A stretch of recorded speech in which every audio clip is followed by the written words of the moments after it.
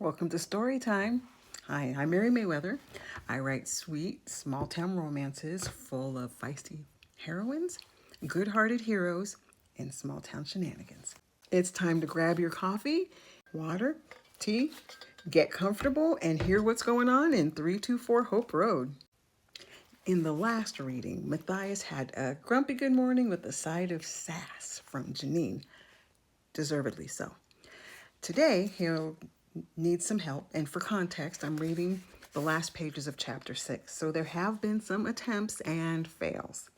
In this scene, Matthias, he's going to get some help from the least likeliest ally. Clusters of teens wandered from the hall to the courtyard outside the door of the concession area. Janine kept an eye out for the one person, Matthias. If she saw him first, she could fabricate a way to express his irrelevance. Janine didn't have the time or energy to entertain a conversation with a man who would eventually declare her out of his league.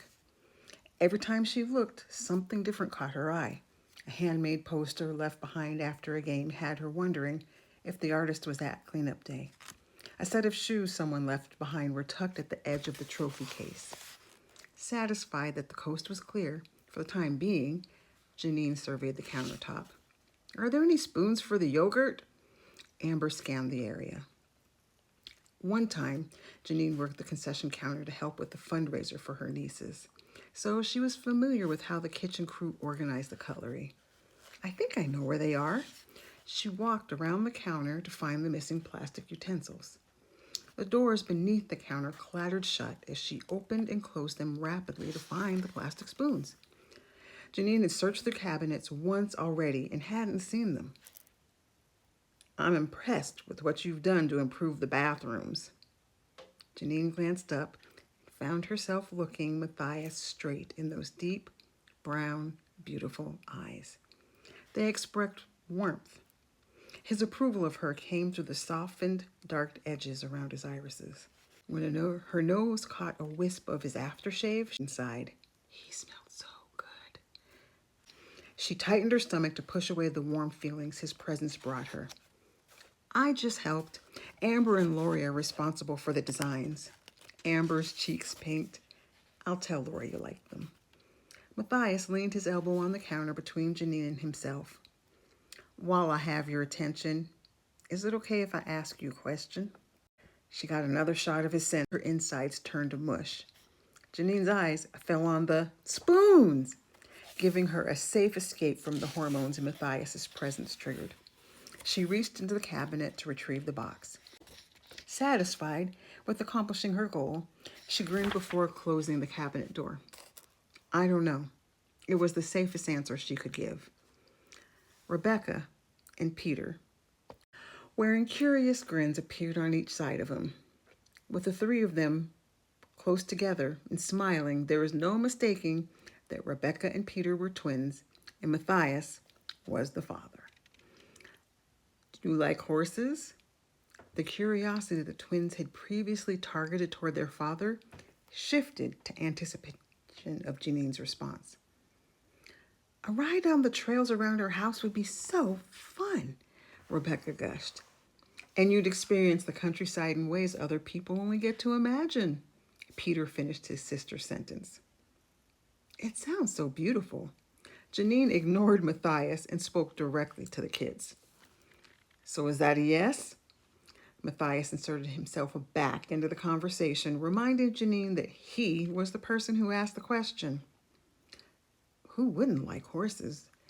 Janine chose a sandwich and picked up a can of soda. Maybe if Matthias saw that she was going to eat with her aunt, he'd get the hint that she wasn't interested. Matthias didn't seem to care about her lunch plans. He said, then you should join us. Later today, we're going for a ride.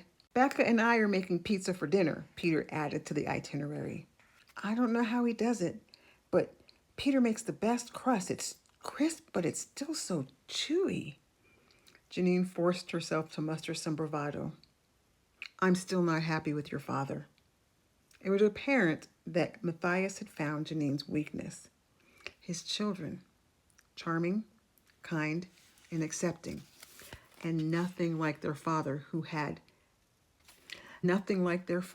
was discriminating and exclusive.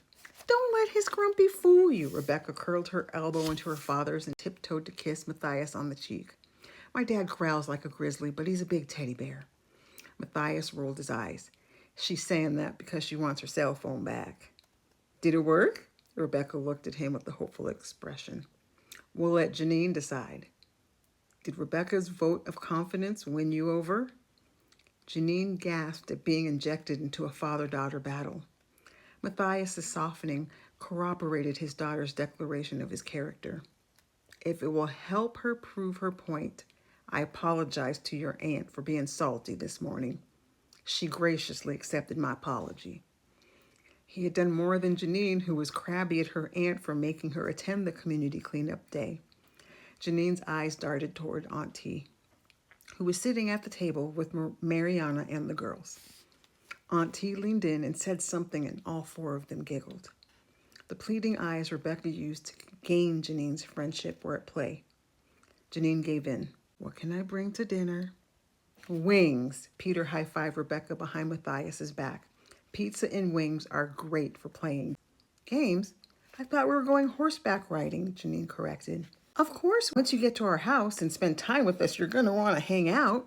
Peter's confidence in how the evening was going to transpire chipped away at Janine's hesitance to open the door to friendship with his father. But she wasn't about to let Matthias know it. She raised a brow. It's going to be that much fun? Matthias reached around to his back pocket.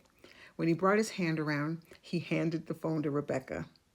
No need to oversell. Why don't you two run along? I'll exchange information with Janine. Rebecca clutched her phone to her heart. You don't have to tell me twice. She threw out a tiny fist bump. Quicker than a puff of smoke moved on a breezy day, she and Peter ran off.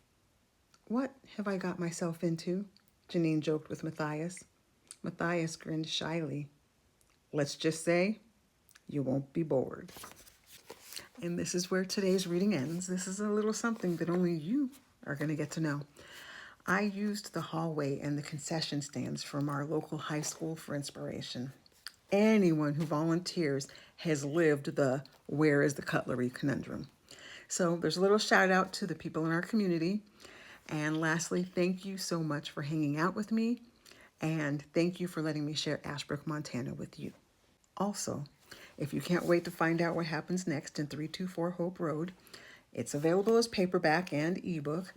And I have a link tree in my bio that can help you find the story. And I'll be back next Thursday with another scene. And today has been a good moment, so our next reading will have a bit of tension. So be sure to hit that subscribe button and turn on your notifications so you know when the next video is available. So until next time, happy reading and see you in the next stream.